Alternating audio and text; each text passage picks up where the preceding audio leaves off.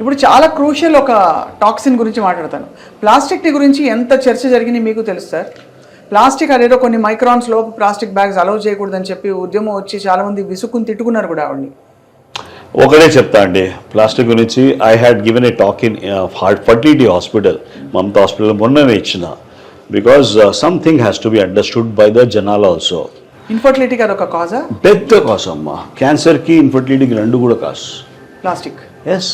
అంటే ఎంత ఇప్పుడు మామూలుగా ప్లాస్టిక్ గ్లాస్ కూడా, గ్లాస్ పోనీ గ్లాస్ తీసిన తర్వాత ఏం చేస్తాం? పారేస్తాం మనము. కింద సంబడి ఎల్స్ మనకి తెలివి ఉన్న వాళ్ళు జనాలు అది ప్లాస్టిక్ బర్న్ చేస్తున్నామా. Horrible day in and day out. నేను బయటకి ఎప్పుడైనా వెళ్తే ఐ జస్ట్ హ్యావ్ ఏ సాయంత్రం 6 o'clock 7 o'clock ఆ టైంకి seen a tea stall person అన్నీ అయిన తర్వాత తీసి very near to all. So ఆ ప్లాస్టిక్ ది మనకి సరిగ్గా డిగ్రేడేషన్ లేకుండా if you burn in the atmosphere we're going to make the whole city infertile అమ్మా. ఇప్పుడు నేను ప్లాస్టిక్ యూజ్ చేయను, I will not allow people also. But we have to అధ్యాదేశం కావాలి. ఎక్కడెక్కడ ప్లాస్టిక్ బర్నింగ్ చేస్తున్నారో అక్కడ they should be. It is more important then talking about smoking. అదే కదా, అంటే ప్లాస్టిక్ లాంటి బర్నింగ్ ఎక్కడంటే అక్కడ చేయకుండా దానికి జోన్స్ ఉంటాయి.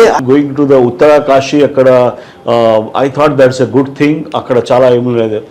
టు మై సర్ప్రైజ్ చల్లి ఉంది, ఆయన ప్లాస్టిక్స్ బర్న్ చేసి ఇట్లా హీట్ తీసుకుంటున్నాడు. యువర్ ఎన్విరాన్మెంటల్ డిగ్రేడేషన్ చేస్తారు. If this happens in the other part of the world he will be jailed. వీళ్ళకి తెలియదు. This has to come out from the government. They should start telling this is to be worked out.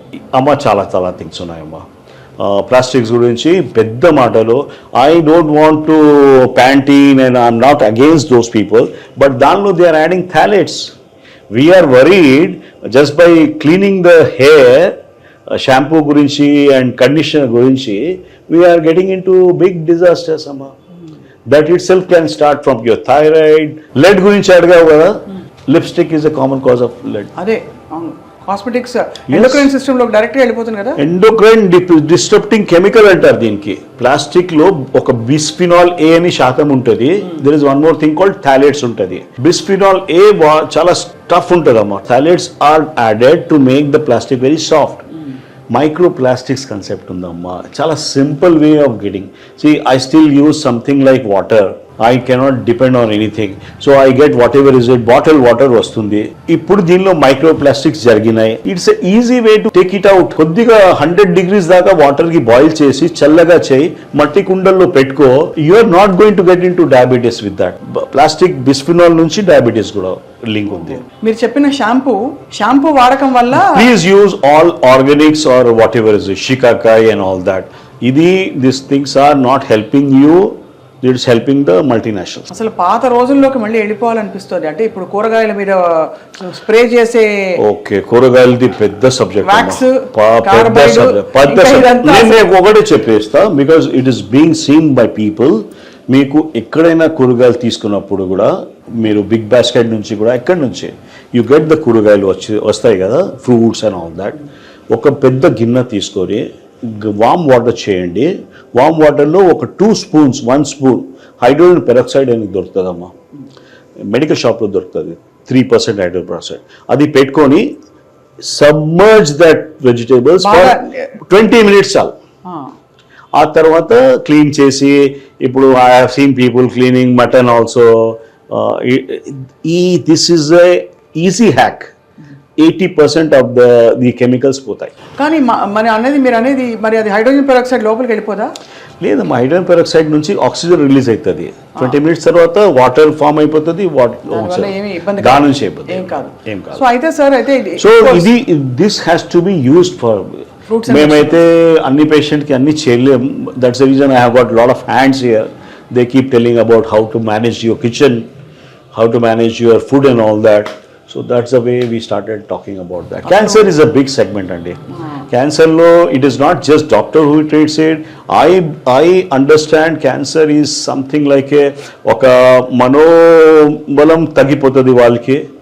అది కాకుండా because they మా దగ్గర cases అన్ని చోట్ల వెళ్ళేసి వస్తారు. అరే మొత్తం అంతా అయిపోయాక రెసిడ్యూల్ గా. So I have one thing. అరే మీకు చాలా మంది ఇప్పుడు నాకు ఒక మ్యాలిగ్నెంట్ మెలనోమా కేసు వస్తుంది, నాకు అంతా లేదు. So I try to discuss with Andy, అరే వాట్ ఈస్ దాట్.